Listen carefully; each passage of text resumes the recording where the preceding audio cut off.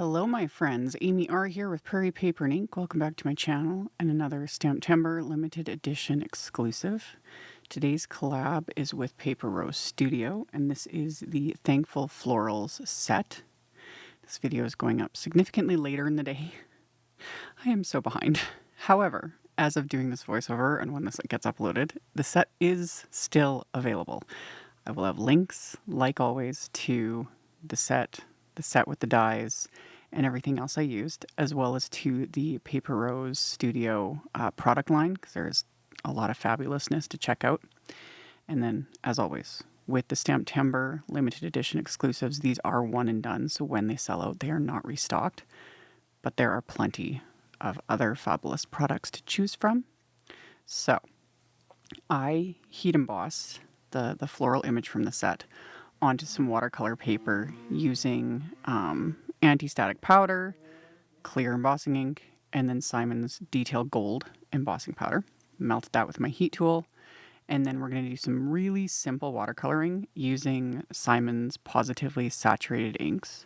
And I pulled out Sangria, Bubblegum, Field, and Artichoke. And I just smushed the edges of them onto my little palette because I'm not going to need much. This image isn't huge. It's just a decent size. I do love my large, my large florals. Like this stamp, blow it up like 5 times bigger. I'd be all over it. But even when it's little, it's cute.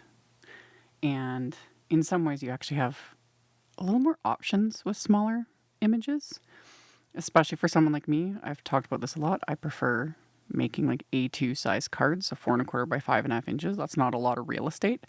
So at first with this set, I was like, it's small. It's a small floral. Like, what am I going to do with this?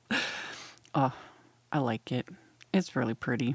And as usual, if I'd had more time, story of my life. Because I was like, you do different colors, different layouts, all the things. Anyway, I'm just picking up the colors with my little water brush.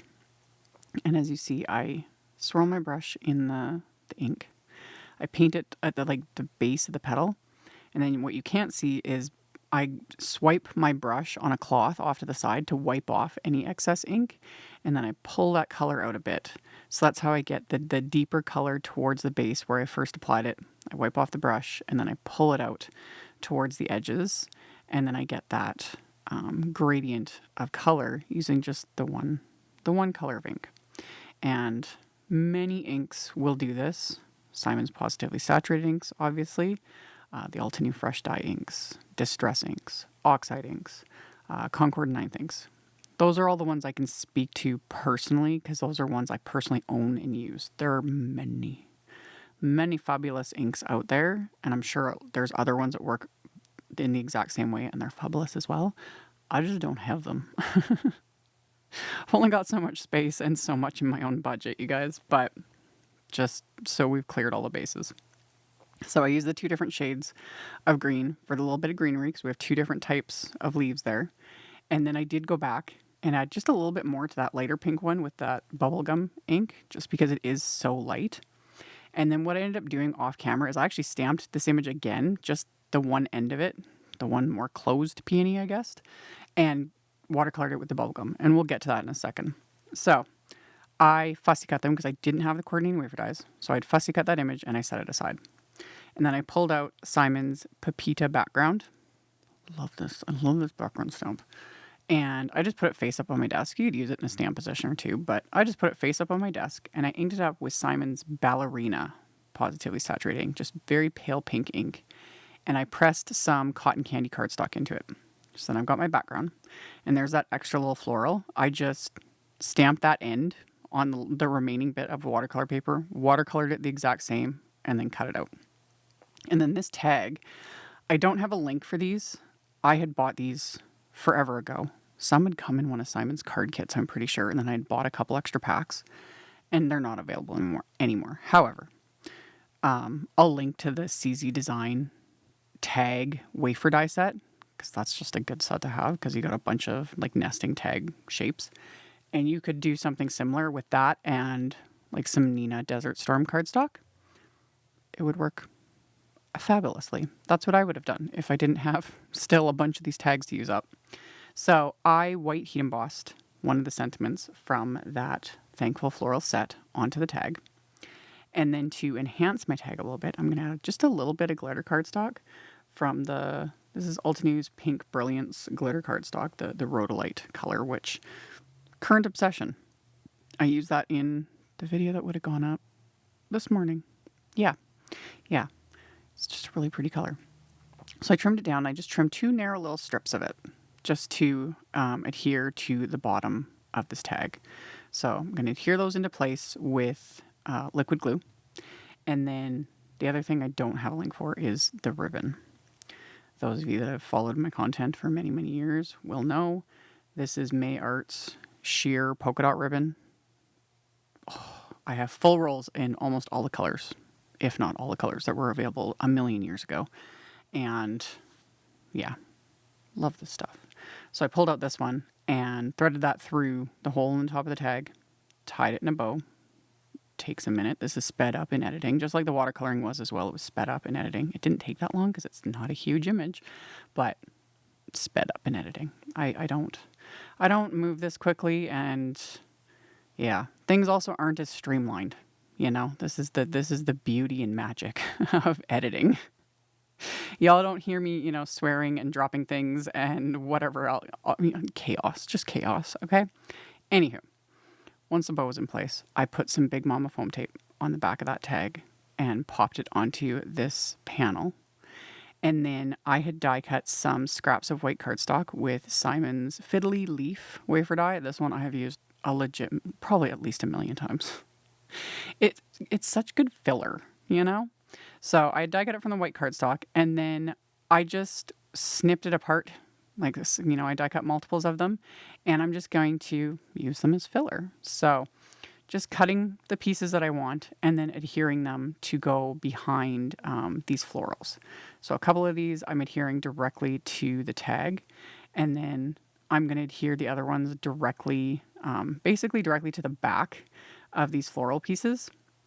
So I just kind of kept, you know, fiddling around, literally. And once I was kind of happy with it, just started gluing them into place.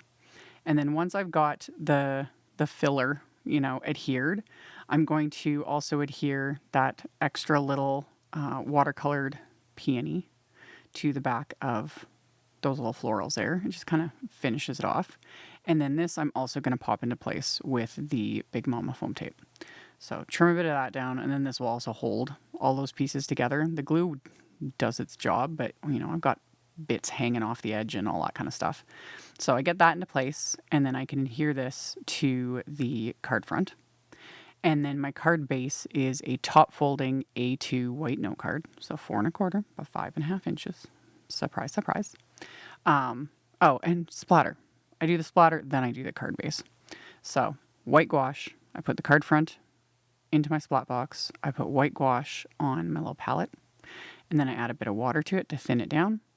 Mix that together with my little fan brush, and then I add a generous amount of splatter to this. When I stamped that background, I pressed a little too hard with the ink, and then I pressed a little too hard onto the cardstock.